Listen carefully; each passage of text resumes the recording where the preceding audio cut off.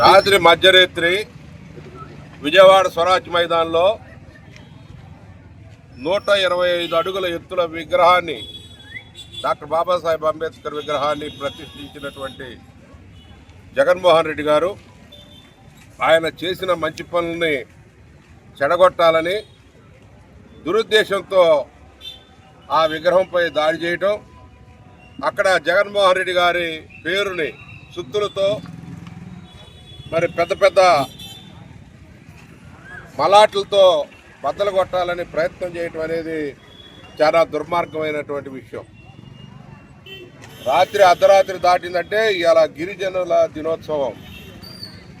గిరిజనుల దినోత్సవం రోజు ఆదివాసీలు, అణగారిన వర్గాలు, అట్టడుగు వర్గాలు, పేద బడుగు బలహీన వర్గాలు ఎవరైతే సమాజానికి దూరంగా అతి నీచంగా మనుషుల్లాగా చూడనటువంటి సమాజంలో హక్కుల సాధన కోసం భారత రాజ్యాంగాన్ని రచించి 1950లో, అంటే ఇప్పటికి 75 సంవత్సరాలుగా వస్తూ ఉంది. 75 సంవత్సరాల్లో కూడా ఇంకా కూడా అంబేద్కర్ మీద ద్వేషం పెంచుకొని అంబేద్కర్ యొక్క ఆశయాల్ని, ఆయన రాజ్యాంగాన్ని ఈరోజు వాడు చేయాలని, నాశనం చేయాలని, ఆయన ఆశయాలను నాశనం చేయాలని ఆయన చూసి ఓర్చుకోలేనటువంటి ప్రజలు ఈరోజు ఏదైతే గిరిజనుల దినోత్సవం, ఈరోజు అట్టడుగు వర్గాలు, సమాజంలో దూరంగా ఉన్నటువంటి చెంచులు, సవరులు, జాతాపులు, ఎరుకల, యానాది, సబ్బడ్డ వర్ణాలు, సమాజంలో కోడులు, కోయలు, అలాంటి అనేక ట్రైబల్ మన భారతదేశంలో జీవిస్తున్న వాళ్ళందరికీ కూడా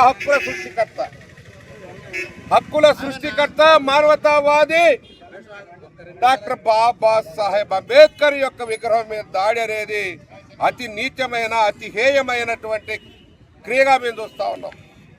ఈరోజు అంబేద్కర్ రాజ్యాంగం కాదు, రెడ్ బుక్ రాజ్యాంగం నడుస్తూ ఉంది. ఈరోజు హత్యలు మనం చూస్తూ ఉన్నాం. హత్యలే కాదు, ఆస్తుల విధ్వంసం, కక్షపూరిత పాలనా విధానాలు, వీటిని విడనాడాలని చెప్పి మేము కోరుతా ఉన్నాం. కక్షపూరిత విధానాలతోటి మీరు పాలిస్తే ప్రజాస్వామ్యంలో ప్రజలు తిరగబడతారు. నిన్న బంగ్లాదేశ్లో చూసాం. మన బంగ్లాదేశ్లో చూసినటువంటి పరిస్థితి ఈ రాష్ట్రంలో, ఈ రాజ్యంలో, ఈ భారతదేశంలో తలెత్తకూడదు. మనకి భారత రాజ్యాంగ సృష్టికర్త బాబాసాహెబ్ అంబేద్కర్, ఆయన ఇచ్చిన రాజ్యాంగాన్ని అమలు చేసుకుందాం. మీ యొక్క రెడ్ బుక్ రాజ్యాంగాన్ని కాదు. ఈరోజు భారత రాజ్యాంగాన్ని అమలు చేయండి. మీకు మంచి మెజారిటీ ఇచ్చారు ప్రజలు. మెజారిటీ ఇస్తే ప్రజల మన్ననలు పొందాలి, కానీ ప్రజలతో చీత్కారాలు కొట్టించుకోవాల్సిన పరిస్థితి రాకూడదు. బంగ్లాదేశ్ పరిస్థితి ఇక్కడ రావద్దు. రోడ్ల మీదకి జనం వస్తారు.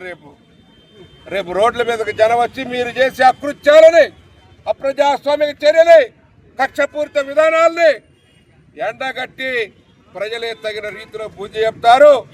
ఇప్పటికైనా మరి మీరు అయితే చెప్పారో అవన్నీ కూడా అమలు చేసి సంక్షేమ రాజ్యాన్ని ఏర్పాటు చేయండి.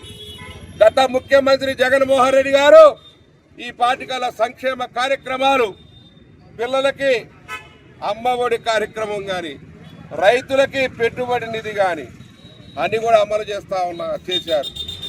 మీరు చేయండి. మీరు చేసి చూపిస్తే దానికి మేమంతా కూడా సంతోషపడతాం, ప్రజలు సంతోషపడతారు. అంతేకాని కాలయాపనలు చేస్తూ ప్రజలు పక్కదారి పట్టించడానికి ఇలాంటి దుర్మార్గమైనటువంటి హేయమైన చర్యలు మీరు చేపడితే ప్రజలు తగిన రీతిలో బుద్ధి చెప్తారు. ప్రజలు గమనిస్తూ ఉన్నారు. ప్రజలు అమాయకులు కాదు, పిచ్చివాళ్ళు కాదు. మీకు తగిన రీతిలో బుద్ధి చెప్తారు. ఇప్పటికే చాలామంది డైల్ టోన్గా పెట్టుకొని చెప్తున్నారు, నీకు 15,000, నీకు 15,000, నీకు 18,000, నీకు 18,000. పశువులకు కూడా చెప్తున్నారు. ఈరోజు అంత అబాస్పాలు కావద్దండి. మీరు సంక్షేమ పథకాలు ఎప్పటి నుంచి అమలు చేస్తారో ఒక డైరీని ప్రకటించండి, తేదీలు ప్రకటించండి. అంతేగాని ప్రక్కదారి పట్టించడానికి అంబేద్కర్ లాంటి మహానుభావుడి మీద దాడులు, విగ్రహాల మీద దాడులు చేయొద్దని మానుకుంటూ ఈ ప్రభుత్వానికి ప్రజల యొక్క సంక్షేమ కార్యక్రమాలు అమలు చేయవలసిందిగా మీరు చెప్పిన ఏదైతే సూపర్ 6 ఉందో సూపర్ 6 ఇప్పుడు డక్అవుట్ అయ్యారంటున్నారు. మరి సూపర్ 6 కొడతారో కొట్టరో మాకు తెలియదు, కానీ ప్రజలే మిమ్మల్ని డక్అవుట్ చేసే పరిస్థితి తెచ్చుకోవద్దని చెప్పి తెలియజేసుకుంటూ అందరికీ హృదయపూర్వక నమస్కారం.